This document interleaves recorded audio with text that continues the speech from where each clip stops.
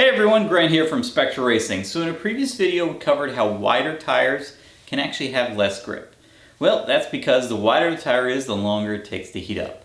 So there are a couple ways to actually combat this.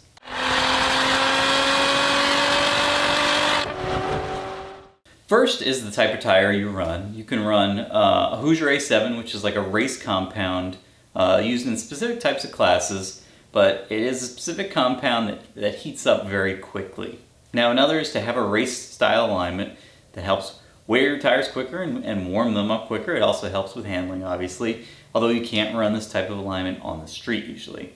One of the other best ways is to obviously have a co-driver. Having a co-driver in Autocross doubles the amount of runs that you have and doubles the amount of time you have to heat up your tires. So another way is to get some tire blankets.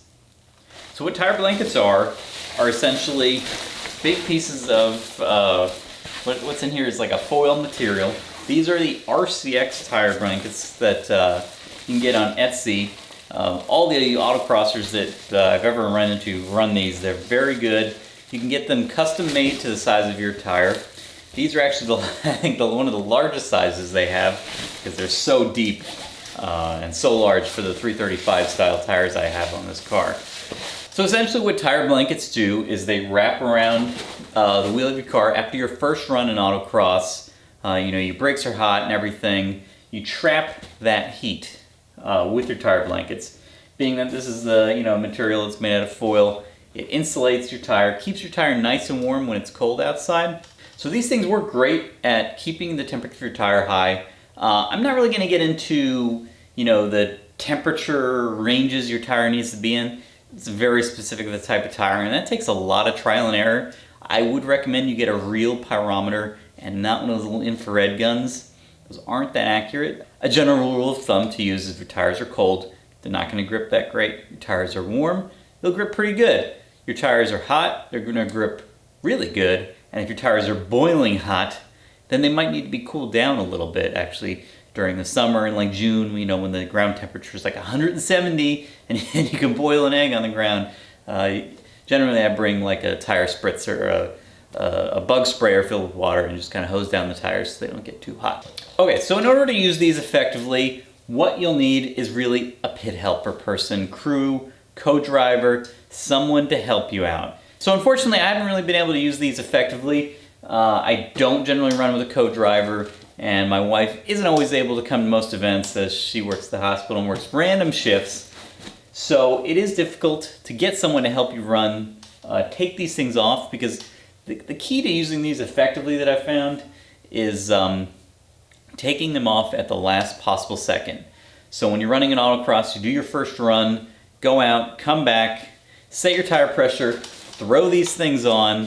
So when the grid worker calls you up, the problem I've run into, because I'm by myself most of the time, is I have cam lock belts and everything. It takes me a while to get into the car, get all the cameras and everything turned on. It adds to the time. Not to mention these are a little bit difficult to put on and off, especially in my car because it's low and these are so wide. On a smaller car, it's probably a little bit easier.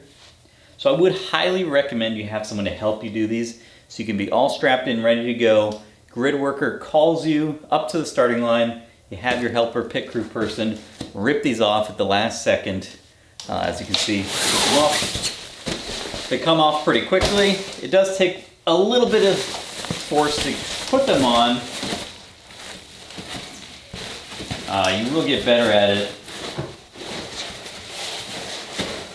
Especially these have been folded up in my trailer for about a year.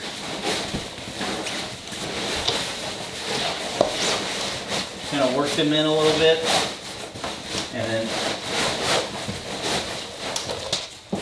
they get stuck on something. They get folded in here. Ta-da! Ready for the next run. So that is a downside to these things, but they have helped, especially when it's really cold outside. Sometimes the cold events usually just turn into drift style events, but honestly, really combining these with a co-driver is the best way to do it. Your tires will be nice and warm midway through the event.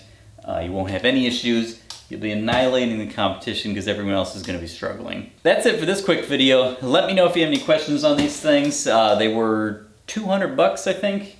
They are cheaper for smaller tires. These were probably the more expensive ones. So that's it. Thanks for watching.